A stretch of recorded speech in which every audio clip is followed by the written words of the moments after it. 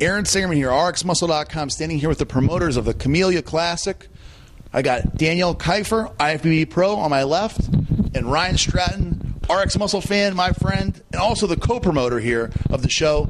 Let's talk about what it takes to put on a show like this. What does it take for you? How soon do you start promoting? Do you start thinking about promoting this thing? Usually in October, November. I usually like to start thinking about it, and it just takes a lot of organization.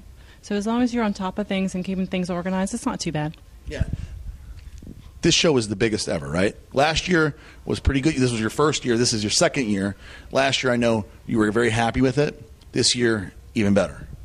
The turnout for the prejudging and the evening show tonight was absolutely incredible. I mean, it literally this morning looked almost double what it was last year. We ended up with 5 more competitors, 102, whereas last year we had 97. I don't know how many people we had tonight, but it was absolutely packed from start to finish. The crowd stayed. It was unbelievable. We had Melvin Anthony and Dexter Jackson here. And I know that was a first for Mr. Olympia being in Slidell, Louisiana. So that's really cool. Yeah.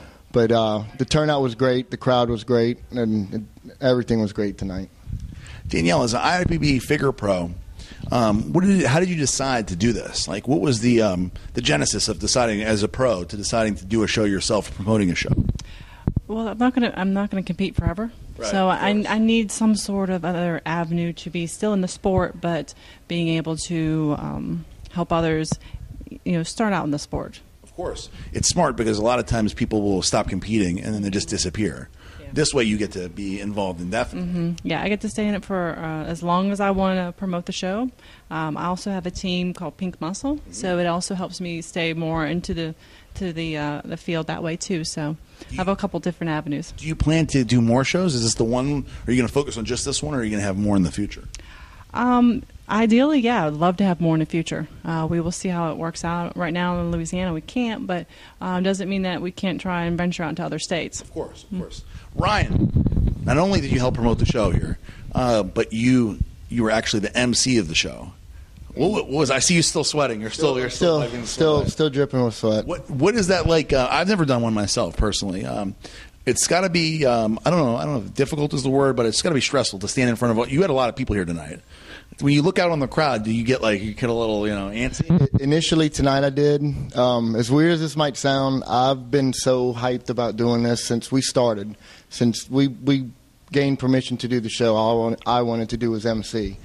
And driving home from work in the morning and those crazy times when you get emotional, thinking about the show and how I was going to run things, kind of was like an auto run, I guess, to try to put myself into autopilot. You've been thinking about it. As you're driving home, you're thinking about what you're going to say. I'm trying to set up. I'm thinking of how we're going to do the show, what I want to do, and I wanted to do something with Danielle this year. And because I didn't do it last year because I was too nervous, sweating about 10 times worse than I am now. Lost like 10 pounds. Probably so, out of my forehead. Right.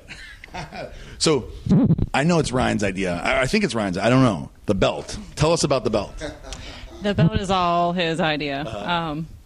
He's a wrestling fan, so he wanted to bring out the belt for the open men. Right. And I don't know, it seems to be catching on. Yeah. In case people don't know, the battle for the belt, they have like a WWE, WWF kind of belt. Yeah, a big belt with a buckle and everything, where only the open bodybuilding winner, right, gets the belt. And Ryan even called it, he kind of, I guess, dubbed it the battle for the belt, right? Yes, he did. So when he came up with this idea, were you all for it, or were you a little bit nervous at the battle for the belt? No, I probably fight him every time because I'm just like, what are we going to do with a belt? Come on now. Really? But, hey, he likes it, and it seems to be something that's growing in popularity. Yeah. So people want the belt.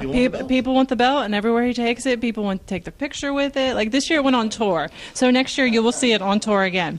They wanted the picture taken with it. They wanted to see the pictures that we took with it. So it was kind of almost like a little adventure leading up to the show. So I think personally, I think it works. I think it's a good. People are like, I want the belt. Mm-hmm. Nobody else has a belt, right? No, and we had people who kind of retired from competing to come out and say, you know what, I want that belt. So I'm going to go to Slidell and compete in the Camellia, and I'm going to get that belt. Because a lot of people have swords. Everybody's got a trophy. A lot of people have swords. The cups. Everybody has cups now.